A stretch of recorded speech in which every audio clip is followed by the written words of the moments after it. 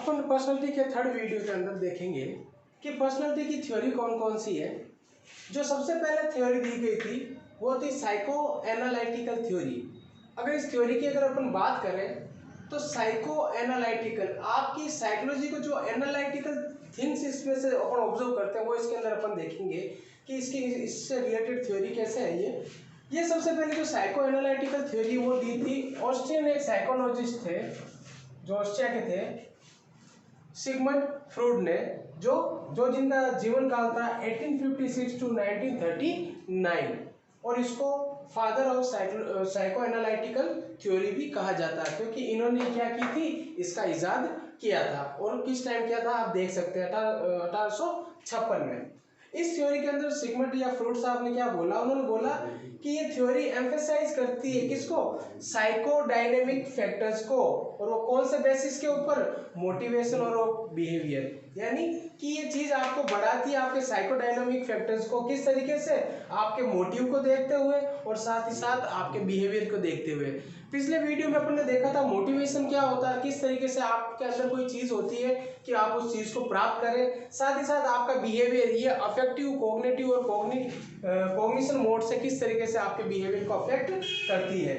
साथ ही साथ इसके अंदर ये बताया गया कि it is a clinical method. आप इस साइकोलॉजी को या पर्सनालिटी को ऑब्जर्वेशन या साइको एनालिटिकल थ्योरी के अंदर आप इसको क्लिनिकल भी यूज में ले सकते हो, यानी साइकेट्रिक में इसका यूज है।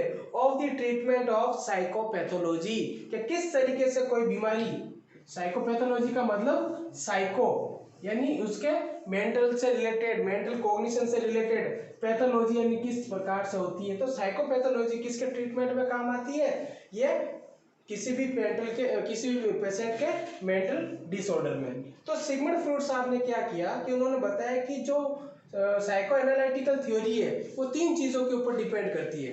किस तरीके से, ऐसे, पहला आपका कोई इड, दूसरा ईगो, तीसरा सुपर ईगो। तो सिगमंड फ्रॉइड साहब ने बोला कि आपकी पर्सनालिटी के एलिमेंट तीन होते हैं, id, ego and super ego. तो इड का मतलब अपन समझेंगे यहाँ पे क्या होता है, ये एक बायोलॉजिकल नीड होती है। बायोलॉजिकल नीड मतलब आप बैठे हैं, आपके मन में इच्छा हुई कि चलो मुझे ये काम करना है, आपने किया कुछ नहीं है, आपके दिमाग के अंदर ही आपने सोचा कि मुझे ये काम करना है। तो ये आपकी बायोलॉजिकल बेसिस नीड होती है, ड्राइव, कुछ खाना पीना या रहना, ऐसी कोई नीड होती है ताकि आप क्या कर सको, अपना जीवन यापन कर सको या जीने के लिए जरूरी है। That is the biological basis drive and it operate according to the pleasure feeling. आपको कभी इच्छा होती है चलो आज ये चीज करते हैं या चलो चॉकलेट खाते हैं, उसको खाएंगे तो मजा आएगा, क्योंकि कहीं ना कहीं आपको चॉकलेट खाने की इच्छा हो रही है और आप उस प्लेजर को फील करना चाहते हैं। That is the id. दूसरा पॉइंट के बारे में बात करेंगे, दैट इज द ईगो। अगर ईगो की अगर यहाँ पे बात करें तो it function on reality principle. जो चीज सच्ची है, जो चीज आपके पास है, उसको कैसे पाना है उसके ऊपर डिपेंड करता है। That is the reality principle. अगर आपको चॉकलेट खाने की इच्छा हो रही है तो ये बोलेगा क्या आपके पास चॉकलेट है, अभी उसको खाना जरूरी है, उसके लिए क्या क्या प्रोसेस करना पड़ेगा, उसके लिए क्या क्या प्लानिंग करनी पड़ेगी। That is the ego. तो ये क्या करता है, it maintain harmony with the external world. और ईगो आपकी मदद करता है कि बाहरी दुनिया के अंदर क्या करना, आपका मेंटेन बनाए रखना, अच्छा रिलेशन बना के रखना, ताकि आप क्या कर सको, इट को पा सको। दूसरा और तीसरा हो गया यहाँ पे सुपर ईगो। अगर सुपर ईगो की बात करें, ये परफेक्शन ऑफ प्रिंसिपल है। आपको वो चीज करने के लिए आपको परफेक्ट प्लानिंग करनी पड़ेगी और साथ ही साथ आप क्या उसको पाने के लिए एलिजिबल हो, आपके पास उसका राइट टू एक्शन है, वो चीज आती है सुपर ईगो के अंदर। और साथ ही इसका दूसरा मतलब important for socialisation of individual. आपका सुपर ईगो क्या कहेगा कि ये बहुत इंपॉर्टेंट है, सोशल लाइजेशन ऑफ इंडिविजुअल। आप कितने समाजभावी व्यक्ति हैं या समाज के अंदर आपकी छवि कैसी है। और it assist the ego in the control of id impulse. और ये क्या करता है, ये असिस्ट करता है आपके ईगो को and the control of id impulse, इन दोनों को ये कंट्रोल करता है। तो अपन वापस एक बार देखेंगे, इसको एग्जाम्पल से समझिए कि सबसे पहले जब पर्सनालिटी में अपन इड के बारे में बात करेंगे तो ईड पहले बोलेगा अपने प्लेजर के लिए, चलो आज बैठे आज चॉकलेट खाते हैं, आपके मन में आई, आपको नहीं मिला, ये पूरी की पूरी जो एक्टिविटी हो रही है वो आपके ब्रेन में हो रही है, इसका एक्सटर्नल वर्ल्ड से कोई रिलेशन नहीं है, आप अंदर ही अंदर इस बारे में सोच रहे हो। तो आपने सोचा कि मैं चॉकलेट खाऊं, तो आपके ईगो ने बोला फंक्शन ऑफ रियलिटी, क्या आपके आसपास कोई चॉकलेट बेचने वाला है, क्या आपके पास चॉकलेट पड़ी है, या फिर आपके पास पैसे है कि आप उसको ले सके, तो ये सारा, तो ये क्या करेगा, आपकी हार्मनी भी मेंटेन करता है आउटर वर्ल्ड के साथ। साथ ही साथ अगर सुपर ईगो की बात करें तो ये बोलेगा कि चॉकलेट खानी है, जरूरी है क्या खाना, अपन यानी इस चीज को खाना जरूरी नहीं है, और अगर खाना जरूरी है तो क्या आपके पास इसके राइट है, मेरे पास इसके राइट नहीं है, मुझे नहीं खानी चाहिए, ये ऐसी आपके सामने चीज, अगर मैं अभी ये खाऊंगा तो पैसा खर्च हो जाएंगे, वो वाली चीज आती है, वो सुपर ईगो के द्वारा आती है। और ये क्या करता है, सुपर ईगो आपके ईगो को तथा साथ ही साथ आपके इड को कंट्रोल करके रखता है। आगे अपन देखेंगे किस तरीके से ये प्रोसेस में आता है। अब फंक्शंस ऑफ पर्सनालिटी कंपोनेंट के बारे में बात करेंगे कि किस तरीके से आपके अंदर इड, ईगो और सुपर ईगो आपस में मिलके बाहर वाले वर्ल्ड से काम करते हैं। तो इसके पहले आपको इसको समझना पड़ेगा एनालिटिकल थ्योरी का, ये क्या है पर्सनालिटी कंपोनेंट फिगर को, कि इसमें क्या है, ये पूरा का पूरा आपका इंडिविजुअल वर्ल्ड है। इंडिविजुअल मतलब आपका आंतरिक इमोशंस, थिंकिंग, या कुल मिला के ब्रेन का अपन कोग्निटिव और कॉग्निटिव फंक्शंस के बारे में, ये सारा आपके अंदर हो रहा है, ये इंडिविजुअल के अंदर। और ये है आउटर वर्ल्ड, आपके जो आउटर मोस्ट जो एरिया है उसके बाहर वाला पूरा हिस्सा, that is the outer world. तो इसमें ये बताएगा कि जो इड है और जो ईगो है ये हमेशा कहीं ना कहीं आपके जो आपका ईगो है उसको स्टेबल करके चलते हैं। यानी इड आपका बोलता है कि नहीं मुझे ये नीड, यानी आपकी जो आवश्यकता है, जो आपकी डिजायर है, ये देखिए ये आपका क्या करता है, इड क्या करता है, आपकी डिजायर को डिमांड में लेके आता है कि मुझे चॉकलेट खानी है। तो ये क्या करेगा, आपको प्लेजर फील करवाएगा, पुराने एक्सपीरियंस के साथ ये आपको फील करवाएगा, नहीं उस दिन अपन ने चॉकलेट खाई थी, आज अपन और खाते हैं। तो ये डिमांड करता है हमेशा, दैट इज द इड। इसमें आपकी विश और आपके नीडेड शामिल होते हैं। और दूसरा ऊपर से यही है कि सुपर ईगो में क्या है, ये आपकी आवश्यकता है या नहीं है, और प्रोहिबिशन, इसको करना चाहिए या नहीं करना चाहिए, आपको रुकावट भी करता है और आपकी जरूरतों को भी देखता है, वो उस रूल्स के ऊपर काम करता है। तो ये क्या करता है, आपके मोरल इंस्टेंस के ऊपर काम करता है और आपकी डिमांड को उसके हिसाब से, किसके हिसाब से, जरूरत के हिसाब से और रुकावट के हिसाब से पूर्ण करने में हेल्प करता है। और ये दोनों मिलकर क्या करते हैं, आपके ईगो को सेटिस्फाई करते हैं, क्योंकि जब ईगो सेटिस्फाई होगा ये इनकी हेल्प से होगा। तो ये क्या करता है, रियलिटी, सच्चाई के ऊपर ये प्रिंसिपल होता है। और ये क्या करता है, गेन कंट्रोल, आपको वो चीज करना है या नहीं करना है, जरूरी नहीं है या नहीं है, वो देखते हैं। तो वो इसके अंदर क्रिटिकल थिंकिंग भी देखते हैं और रीजनेबल माइंड भी देखते हैं कि हाँ जरूरी है या नहीं है, वो सारी चीजें। तो इस हिसाब से आपका ईगो किससे, सुपर ईगो से और इड से क्या करता है, कंप्रेस होता है और आपके ईगो को सेटिस्फाई करने में ये हेल्प करता है। ये पूरा का पूरा जो हो रहा है वो हो रहा है आपके इनर माइंड के अंदर। लेकिन जो आउटर वर्ल्ड है वो भी तो सपोर्ट करेगा। तो आउटर वर्ल्ड क्या करता है, जिसमें कौन कौन, जैसे कि आपके आइडियल मोरल कॉन्सेप्ट वाले जो लोग होते हैं वो आपके सुपर ईगो को दबाने की या सपोर्ट करने की कोशिश करते हैं। जैसे कि आउटर वर्ल्ड में कौन कौन है, और स्टिमुलाई भी क्या होता है, आउटर वर्ल्ड से ही आते हैं। कैसे स्टिमुलाई, ये आपको इंपल्स देगा कि क्यों ना आज अपन चॉकलेट खाएं, क्यों ना अपन कोई चीज इनिशिएट करें। तो ये डिमांड आपके फ्रेंड से डिमांड आ सकती है। अगर स्टिमुलाई की बात करें तो ये आपके मदर फादर घर में कोई बात कर रहे हैं उससे रिलेटेड, या आपको कोई लोभ और लालच दिया और बोला कि अगर ये काम करेगा तो हम तुझे ये देंगे।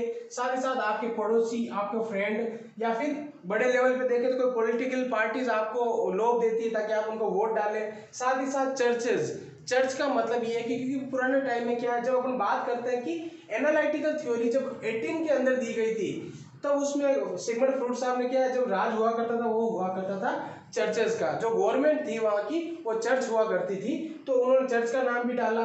साथ ही साथ सोशल क्लब जिनकी एक थीम होती है वो उसके हिसाब से काम करते हैं, और कोई सोशल ग्रुप जिनकी एक मानसिकता है वो जैसे चाहते हैं उस हिसाब से उनके मोरलिटी के ऊपर। तो ये सारे लोग मिलके क्या करते हैं, आपको स्टिमुलाई देते हैं। स्टिमुलाइट आपके इड को या आपकी जरूरत को शो करता है, और यहीं पे साथ ही साथ ये क्या करता है, आपके आइडियल एंड मोरल कॉन्सेप्ट, आप किसको मानते हैं कि हाँ उन्होंने ऐसा किया मैं भी ऐसा करूं, तो वो सारी चीजें। और आपका मोरल, मोरल अगर बोले तो एक आप उस चीज को लेके चलते हो, एक माइंडसेट लेके चलते हो कि उनके हिसाब जिनसे आप रिफ्लेक्ट हुए हो, उनके कॉन्सेप्ट वो भी सेम यही हो सकते हैं, क्योंकि आउटर वर्ल्ड में ये सारे लोग होते हैं। तो ये क्या करेंगे, आपके सुपर ईगो को भी इफेक्ट करेंगे।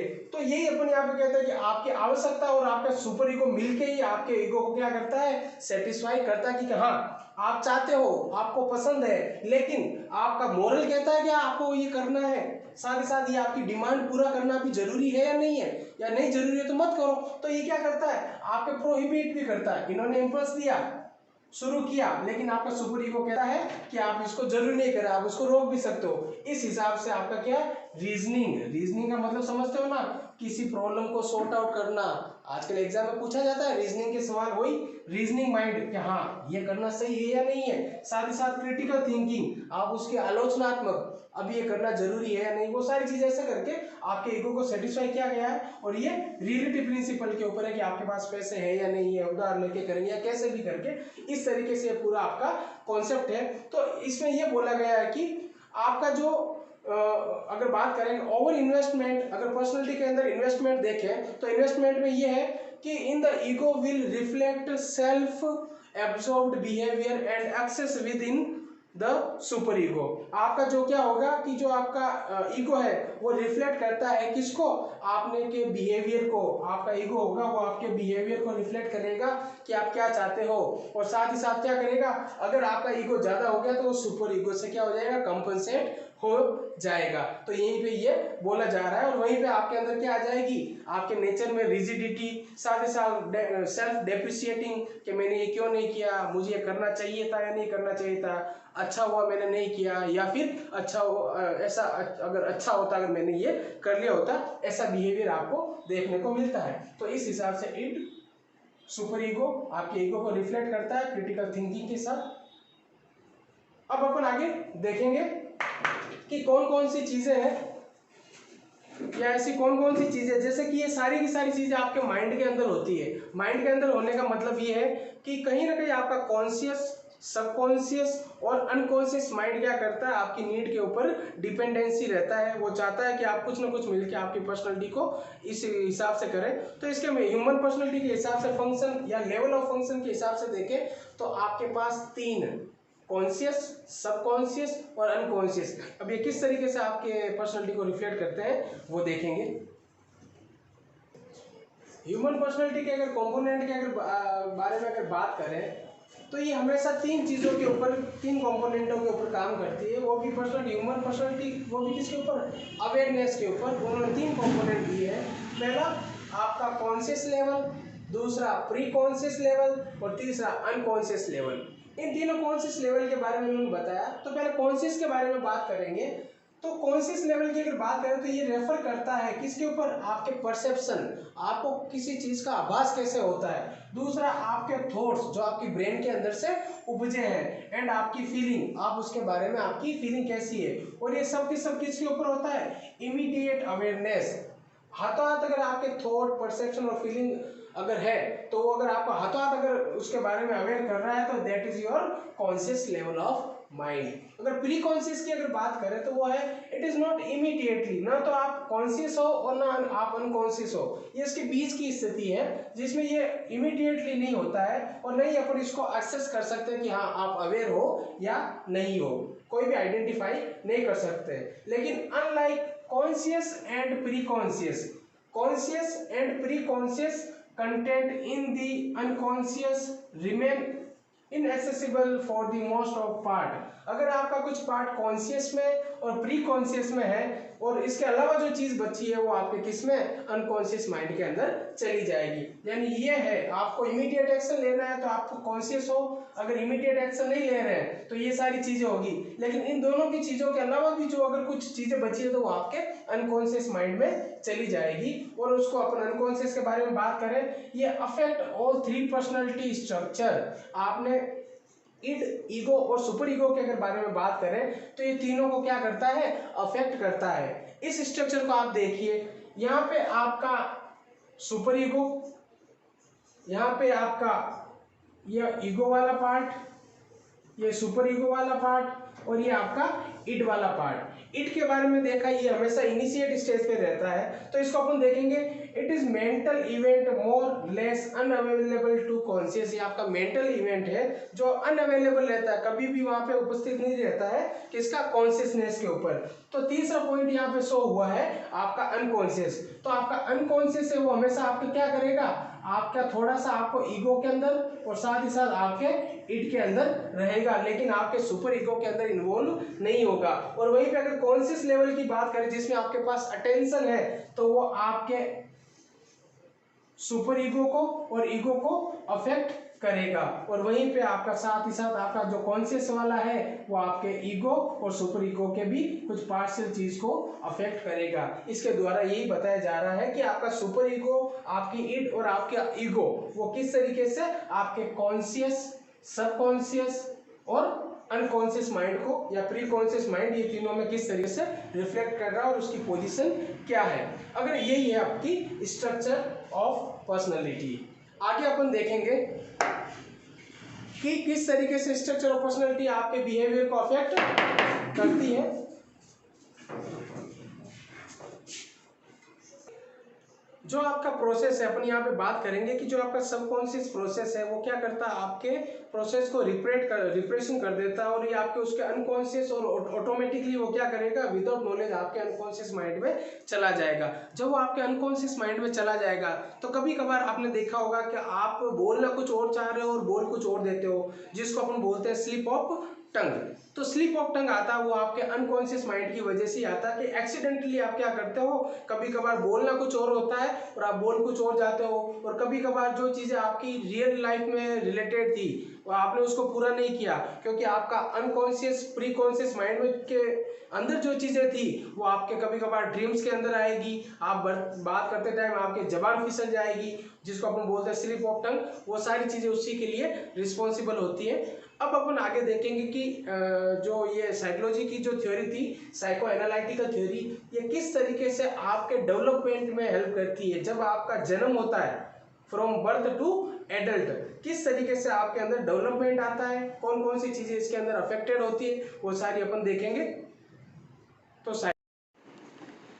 यहाँ पे अपन देख रहे हैं कि फ्रॉड ने जो पर्सनालिटी डेवलपमेंट की जो थ्योरी दी थी कि किस तरीके से एक ह्यूमन इंडिविजुअल के जीरो यानी जब वो पैदा होता है, जब वो एडल्टहुड में चला जाता है, तब उसके अंदर कौन कौन से चेंजेस आते हैं।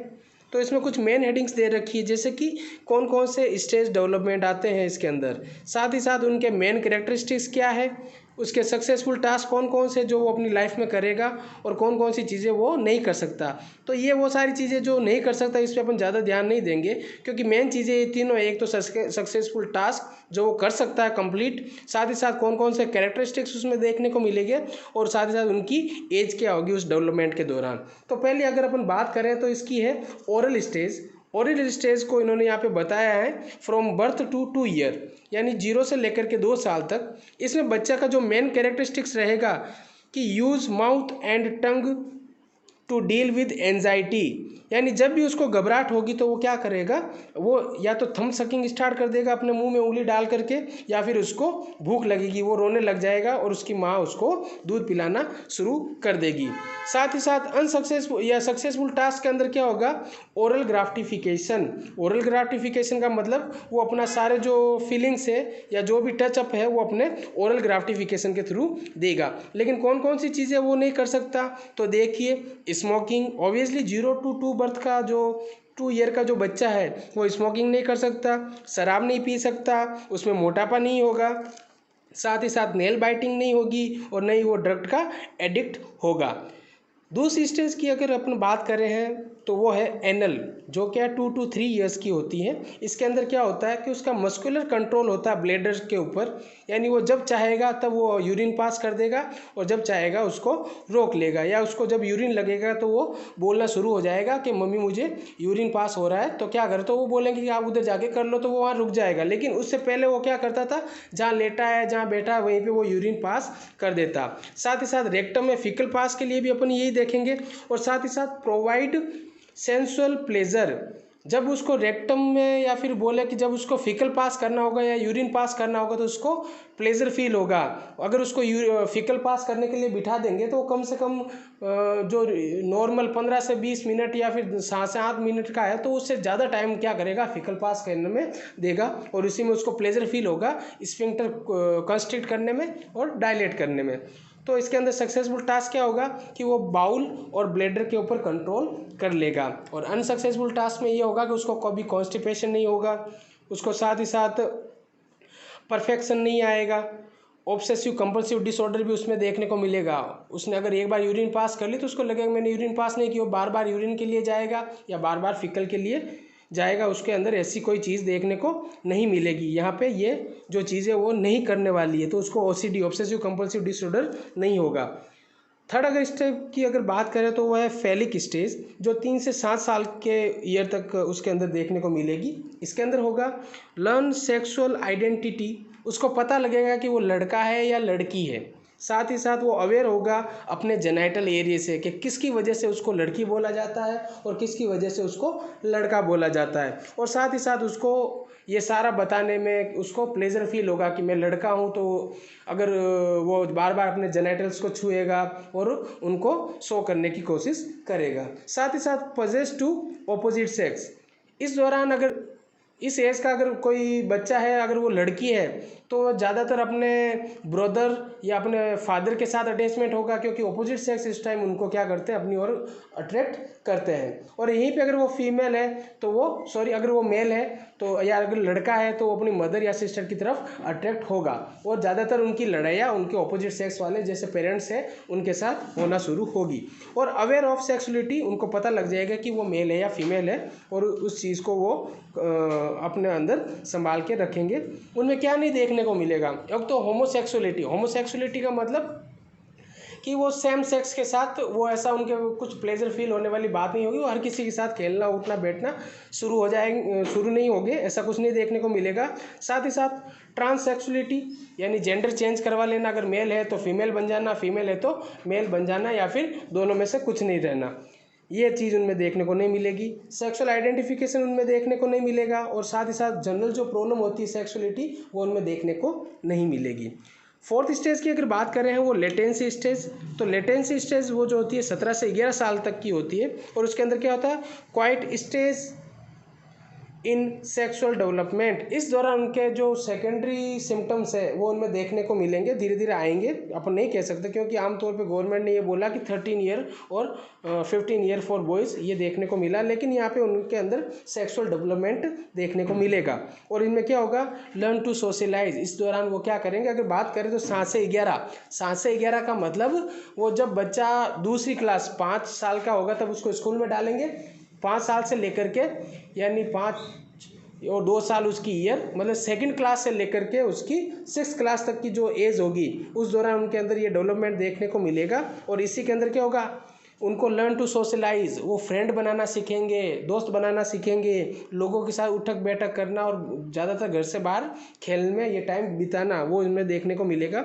उनमें क्या देखने को नहीं मिलेगा, वो है इनएबिलिटी टू कॉन्सेप्चुअलाइज, उनको किसी भी चीज़ का कॉन्सेप्ट पता नहीं होगा या ऐसा करने की वो कोशिश, उनको कुछ नहीं, जात पात धर्म भेद उनके अंदर कुछ नहीं ये देखने को मिलेगा। और लैक ऑफ मोटिवेशन, उनमें मोटिवेशन नहीं होगा। साथ ही साथ स्कूल और जॉब के रिगार्डिंग।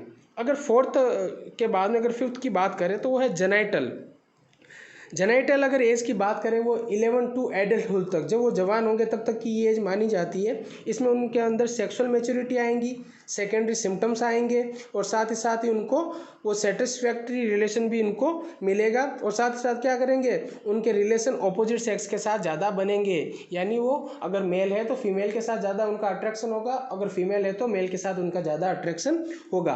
और इस दौरान उनमें सेक्सुअल मैच्योरिटी आएगी। उनमें क्या नहीं देखने को मिलेगा, उनमें फ्रेजिडिटी, इम्पोर्टेंस, प्रीमेच्योर इजैकुलेशन और अनसेटिस्फैक्ट्री रिलेशनशिप ये देखने को नहीं मिलेंगे।